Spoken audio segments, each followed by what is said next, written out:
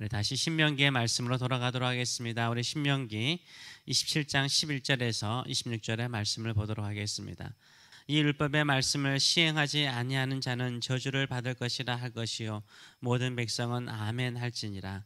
아멘.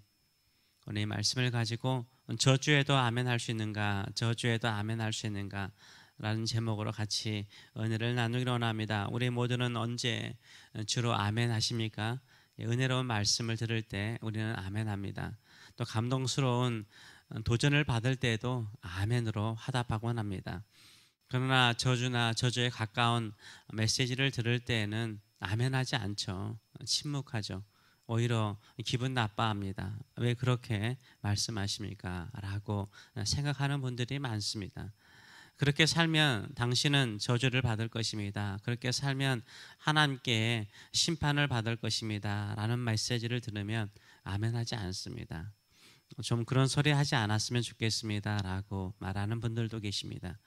근데 하나님은 저주의 말에 뭐라고 말씀하십니까? 아멘으로 화답하라 라고 명령하십니다.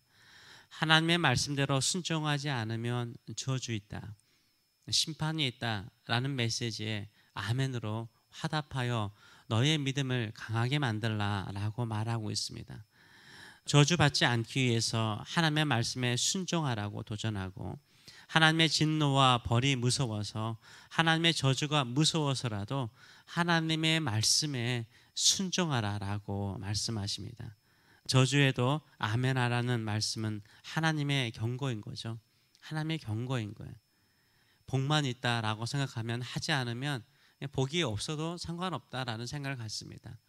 근데 그 말씀에 순종하지 않으면 저주가 있다, 그 말씀에 순종하지 않으면 심판이 있다, 이렇게 순종하지 않음으로 말미암아, 죄를 지음으로 말미암아 심판과 벌이 있다라는 두려움이요, 결국 그 말씀을 지키게 만드는 것입니다.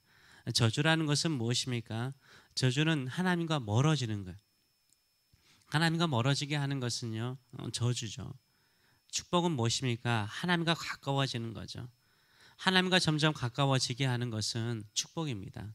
우리의 인생 가운데요, 고난이 있고 어려움이 있습니까?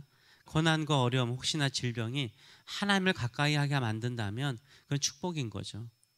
근데 하나님과 멀어지게 만들어요. 부유한 삶, 성공적인 삶, 모든 것이 형통한 삶, 잘 되는 것이요, 하나님과 멀어진다면 그거 저주인 거죠. 하나님을 섬길 수 있는 기회를 놓쳐버리고 하나님을 가까이 할 수 없다면 그건 저주에 가까운 것입니다. 하나님께서 끊임없이 낭떠러지를 향하여 하나님과 멀어지는 관계에 있을 때 경고하세요. 너 그렇게 살면 너 망한다, 너 그렇게 살면 하나님께 심판받는다 메시지를 들을 때 아멘하고 주께로 돌아오시는 저와 여러분 되시기를 축원합니다. 낭떠러지에 선 사람에게 축복의 메시지는 무엇입니까? 한 발자국만 더 앞으로 가면 당신 죽습니다. 이게요, 이 경고가요, 축복이죠. 이게 축복인 거예요. 한 발자국만 더 가면 환상적인 장관, 그 계곡의 장관을 볼 것입니다 라는 것은 유혹이고 저주죠. 한 발자국 가면 죽는데요, 저주에 가까운 거죠. 세상은 그렇게 말해요. 세상은 그것이 죽음인 것을 숨기고요, 저주인 것을 숨기고요, 한 발자국만 세상으로 더 가까이 오라고 그래요. 환상적인 삶이 있을 거라고 우리를 유혹하죠. 한 발자국을 내딛는 순간 우리는 망하는 거예요. 우리는 거기에서 돌이켜서 하나님께 가까이 나가시는 저와 여러분 되시길 축원합니다. 하나님의 말씀이 순종하지 않으면 당신에게 저주가 있습니다 메시지를 들을 때 아멘하고 돌이키시는 저와 여러분 되시길 축원합니다. 레위지파 사람들이 하나님의 말씀을 선포하면 12지파 가운데 6지파는 에발산에서, 12지파 가운데 6지파는 그림신산에 서서 아멘으로 화답하게 하셨어요. 아멘으로 화답하게 하셨어요. 오늘 본문에 나오는 계명을 지키지 않으면 저주를 받을 것이다 라고 말할 때 아멘으로 화답하게 하셨어요. 마음에 감동이 있는 사람, 도전받는 사람만 아멘 이렇게 하라고 말하지 않았어요. 모든 백성은, 열애가 없다는 거예요. 모든 백성은, 남녀노소 할 것 없이 모든 백성은 아멘, 아멘이라고 외치라고 말씀하셨습니다. 우상을 새기고 만드는 자는 저주를 받습니다. 부모를 업신여기는 자는 저주를 받습니다. 이웃의 땅을 탐내는 자는 저주를 받습니다. 약한 자의 약점을 이용해서 괴롭히는 자는 저주를 받습니다. 가까운 가족과 성적 관계를 가지거나 동물과 성적 관계를 가지는 자는 저주를 받습니다. 살인자는 저주를 받습니다. 뇌물을 받는 자는 저주를 받습니다.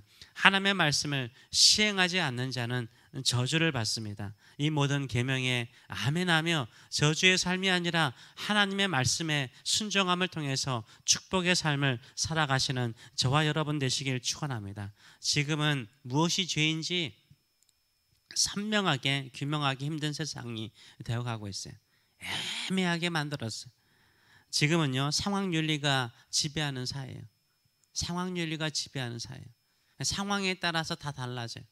그리고 개인의 자유를 절대시하는 시대가 되었어요. 특별히 미국 같은 경우는 더 심하죠. 개인의 자유가 절대시 되어버렸어요. 성별의 선택권이라든가 낙태의 선택권, 사랑의 대상의 선택권, 심지어 동물과 지금 아직은 없지만 이제 동물과 결혼하겠죠. 남자가 남자와 결혼하는 거, 여자와 여자와 결혼하는 것은 이제는 뛰어넘었어요. 이제는 동물과 결혼할 것이고요. 동물에게 유산을 남겨주잖아요. 심지어는 이제 로봇이 나오면 로봇과 결혼하는 세상이 되어가고 있어요. 인간의 쾌락을 위해서, 인간의 즐거움을 위해서는 그 어떤 자유도 주게 만드는 세상이 되고 있어요. 그래서 이게 뭐가 죄인지 뭐가 악인지 분별하기 힘든 시대가 되어가고 있어요. 우리 아이들은 더 심할 거예요. 어릴 때부터 그냥 세상의 교육을 받거든요. 죄가 죄 같지 않는 세상이 됐어요. 죄가 죄 같지 않는 세상이 되어버리고 있어요. 죄가 죄 같지 않는 세상이기 때문에 어떠한 메시지를 들어도요, 이게 저주가 된다라고 생각을 하지 않아요. 내 자유를 누리면 된다라는 생각을 갖는 시대가 되어버렸습니다. 이때일수록 우리 크리스찬들은 어떻게 됩니까? 선과 악을 분명히 해야 돼요. 죄가 무엇인지를 분명히 해야 돼요. 분명히 하는 것이 복이 되는 거예요. 하나님께서는 그게 저주다, 그거는 악이다, 그건 죄다 라고 분명하게 선포하시고요, 그 선포하신 하나님의 기준에 너희가 분명하게 살아라고 말씀하세요. 이 시대에 교회가요, 성도들이요, 어디에서 해야 돼요? 하나님의 말씀에 쓰시는 저와 여러분 되시길 축원합니다.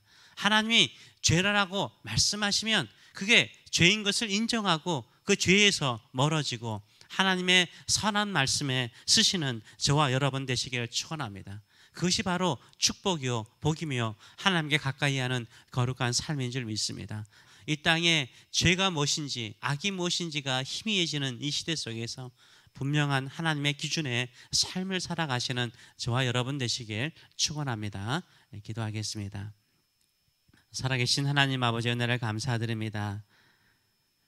우리는 늘 사랑의 하나님 이러다 보니까 하나님의 백성이 죄가 죄인 것을 알지 못하고 하나님의 기준도 자기 마음대로 바꾸어 버리는 이 시대 속에 우리가 살고 있습니다.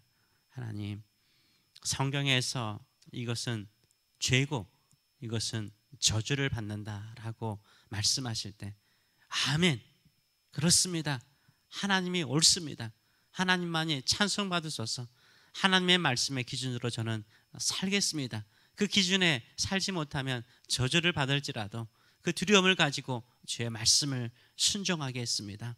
주님이 나의 기준이십니다. 주님이 나의 표준이십니다. 주님이 나의 모든 것입니다. 주께 가까이 나가는 축복의 삶 되게 하여 주소서. 주님을 멀리하여서 저주와 심판과 지옥에 떨어지는 인생이 되지 않도록 주님 더 가까이 하는 믿음의 사람 되게 하여 주셔서 이런 믿음의 성도들로 가득 채워지는 교회와 또 이 세상에 참된 빛을 발하는 저희들의 삶들이 될 수 있도록 축복하여 주시옵소서. 감사드리며 예수님의 이름으로 기도하옵나이다. 아멘.